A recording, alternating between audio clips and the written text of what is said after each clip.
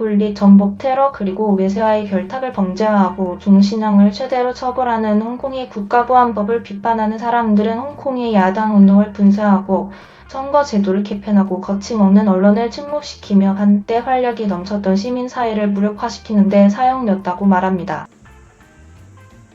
하지만 홍콩 정부는 반복적으로 이러한 비판을 거부하고 이 법이 시위 이후 홍콩의 안정을 되찾는 데 도움을 주었다고 말했습니다. 홍콩 정부는 국가 안보를 지키는 헌법적 의무를 다하고 일부 명제와 법치 정신을 지키기 위해 정면으로 싸워야 합니다라고 목요일 대변인이 말했습니다. 홍콩의 민주화 운동에 대한 지지와 중국 지도자들에 대한 비판으로 유명한 홍콩 언론 재벌 지미 라이가 이달 초 최대 보안 교도소에서 76세가 되었습니다. 그는 2020년부터 구금되어 있으며 2021년 강제로 폐쇄된 민주화 방베이징 신문인 애플 데일리의 설립자로서 홍콩의 민주화 시위 운동과 미디어 사업과 관련된 여러 혐의로 수감되었습니다. 베이징 측에서 오랫동안 사과할 필요 없이 잔인한 탓이었던 라이는 이래 지금까지 그의 가장 중요한 법적 도전에 직면해 있습니다. CNN이 목격한 기소자에 따르면 그는 홍콩을 변화시킨 광범위한 국가보안법에 따른 범죄인 외국 세력과의 공모 3가지 혐의와 별도의 폭동 혐의에 대한 재판을 받기 위해 월요일 법정에 출석했습니다. 그는 유죄가 확정될 경우 최대 종신형을 선고받을 수 있습니다. 파란색 와이셔츠와 회색 정장을 입은 눈에 띄게 더 얇은 라인은 사명의 경찰관의 호의를 받으며 법정에 들어설 때 지지자들에게 손을 흔들고 미소를 지었습니다. 전 세계에서 예의주시되고 있는 재판이 시작될 때 경찰은 법정 밖에서 무거운 존재감을 유지했습니다. 최소 80일 동안 지속될 것으로 예상되는 이번 재판은 1997년 홍콩이 영국에서 중국의 통제로 넘어간 이후 홍콩 언론계 인사에 가장 주목받는 기소입니다. 그리고 이는 빠르게 변화하는 홍콩의 법적 지형에 새로운 선례를 만들 수 있습니다. 2019년 거대하고 때때로 폭력적인 민주주의의 시위가 홍콩을 휩쓸고 간 이후 수십 명의 도시의 가장 중요한 민주주의 활동가들이 촉되거나 해외로 도피했습니다. 그러나 라이가 그런 종류의 국제적인 인정을 받는 사람은 거의 없습니다. 검찰은 라이의 애플 데일리 신문이 발행하는 기사가 도시의 지도자들에 대한 해외 제재를 요구함으로써 홍콩의 국가보안법을 위반했다고 주장합니다. 라이는 무죄를 주장했습니다. 베이징은 2019년 시위 이후 국가보안법이 안정성을 회복했다고 주장하며 외국 세력이 중국을 약화시킬 수 있는 허점을 폐쇄했다고 주장했습니다.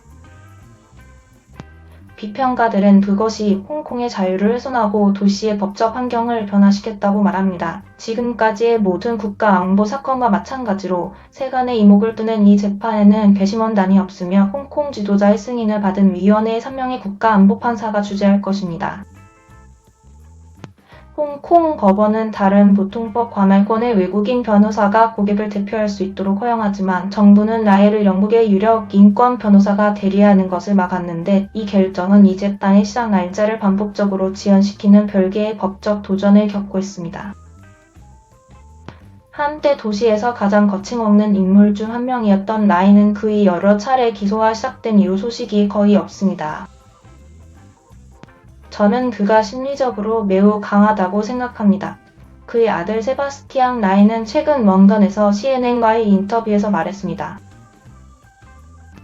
하지만 아무도 나이의 무게를 벗어나지 못한다는 요소가 항상 존재하며 그의 나이에 그는 일촉즉발의 상태에 있습니다. 1960년 중국 대기근이 중국 본토를 점령했을 때 라이는 남부 광통성을 탈출하여 당시 영국 식민지였던 홍콩으로 어선을 타고 미립국했습니다. 그는 12살의 나이에 도시에 도착했고 가난한 사람들이었습니다. 라이는 한 달에 유경 홍콩달러 7달러를 벌고 여전히 홍콩에서 가장 가난한 지역 중 하나인 심수이포의 빈민가에서 신병과 함께 아파트에서 사는 섬유 공장의 자비일꾼이 되었다고 말했습니다. 20년 안에 라이는 영어를 배웠고 공장층을 올라 판매원의 위치로 올라갔고 자신의 소매업을 시작하기로 결심했습니다. 직물 샘플링 시즌 동안 뉴욕으로 여행을 갔을 때 그는 피자를 샀습니다. 냅킨에 조르다노라는 이름이 적혀 있었습니다. 그것은 그의 엄청나게 성공적이고 캐주얼한 남성 의류 체인의 이름이 되었고 이것은 나이를 첫 번째 재산으로 만들었습니다.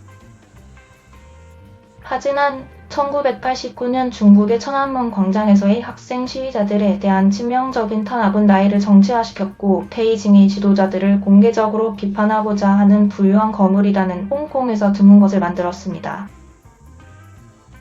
그는 의류 사업에서 나와 새로운 역할인 미디어 남작을 선택했습니다. 라이는 홍콩이 중국에 넘겨지기 2년 전인 1995년에 애플데일리를 설립했습니다. 이웃의 터데이를 시각적으로 모델로 한 이 신문은 도시의 미디어 환경에 작은 혁명을 일으켰고 가격 전쟁을 일으켰고 라이의 현란한 타블로이드 신문 감성을 따라잡기 위해 고분분투하면서 경쟁자들이 운영되는 방식을 크게 변화시켰습니다. 유명인의 가십과 다른 타블로이드 신문이 신문의 주요 축을 차지했지만 그것은 또한 부패와 인권 보도에 대한 폭로물로 상을 받으면서 시방 정부와 베이징을 가장 격렬하게 비판하는 사람들 중 하나로 부상했습니다. 그것은 또한 홍콩을 휩쓸고 2019년 운동으로 절정에 이른 민주화 시위의 연속적인 물결을 공개적으로 지지했습니다. 마이 자신이 이 행진에서 비가 퍼붓거나 타는 듯한 여름 더위 속에서 자주 목격되었고 중국 관영 매체의 비난을 촉발했습니다. 시위대와 경찰 사이의 불안이 점점 폭력적으로 변하면서 소수의 시위대가 중국 본토로부터 홍콩 독립을 요구하는 목소리가 커졌습니다. 베이징 당국은 모든 민주화 요구를 미국이 지지하는 색깔혁명이라고 단언하고 시위대를 폭도자, 라디칼 그리고 거인으로 묘사했습니다.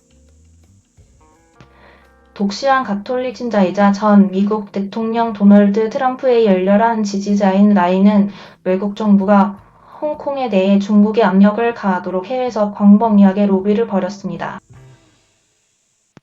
사회적 불안의 기간 동안 라이는 당시 부통령 마이크 펜스와 홍콩의 정치 상황과 다른 주요 정치인들을 논의하기 위해 워싱턴으로 이동했습니다. 베이징의 눈에 이것은 그 나라의 안보를 약화시키기 위해 외국 세력과 공모하는 것으로 보였습니다.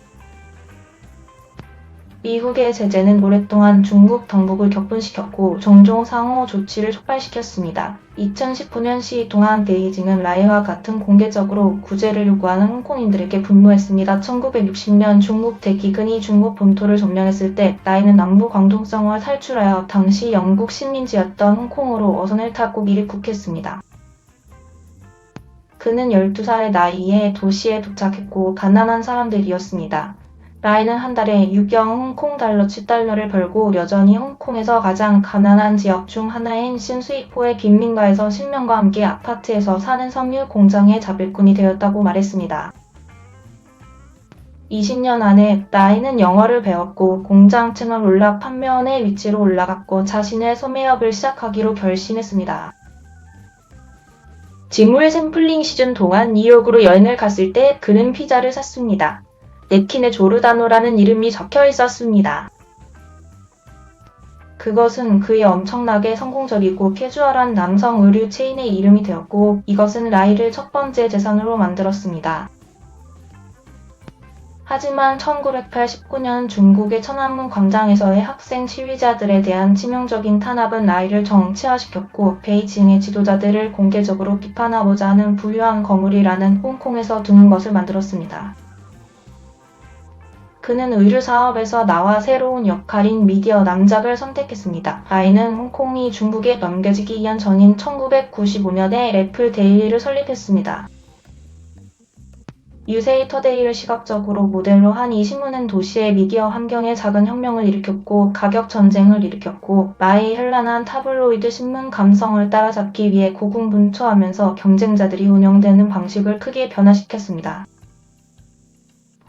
유명인의 가십과 다른 타블로이드 신문이 신문의 주요 축을 차지했지만 그것은 또한 부패와 인권 보도에 대한 폭로물로 상을 받으면서 지방 정부와 베이징을 가장 격렬하게 비판하는 사람들 중 하나로 부상했습니다. 그것은 또한 홍콩을 휩쓸고 2019년 운동으로 절정에 이른 민주화 시위의 연속적인 물결을 공개적으로 지지했습니다. 나의 자신이 행진에서 비가 퍼붓거나 타는 듯한 여름 더위 속에서 자주 목격되었고 중국 관영 매체의 비난을 촉발했습니다. 시위대와 경찰 사이의 불안이 점점 폭력적으로 변하면서 소수의 시위대가 중국 본토로부터 홍콩 독립을 요구하는 목소리가 커졌습니다. 베이징 당국은 모든 민주화 요구를 미국이 지지하는 색깔 혁명이라고 단언하고 시위대를 폭도자, 라디칼 그리고 거인으로 묘사했습니다. 독실한 가톨릭 신자이자 전 미국 대통령 도널드 트럼프의 열렬한 지지자인 라이는 외국 정부가 홍콩에 대해 중국에 압력을 가하도록 해외에서 광범위하게 로비를 벌였습니다. 사회적 불안의 기간 동안 라이는 당시 부통령 마이크 펜스와 홍콩의 정치 상황과 다른 주요 정치인들을 논의하기 위해 워싱턴으로 이동했습니다. 베이징의 눈에 이것은 그 나라의 안보를 약화시키기 위해 외국 세력과 공모하는 것으로 보였습니다. 이국의 제재는 오랫동안 중국 당국을 격분시켰고 종종 상호 조치를 촉발시켰습니다. 2019년 시위 동안 베이징은 라이와 같은 공개적으로 구제를 요구하는 홍콩인들에게 분노했습니다. 이상으로 클릭뉴스였습니다. 시청해주신 모든 분들께 감사합니다. 더욱더 좋은 영상으로 찾아뵙겠습니다.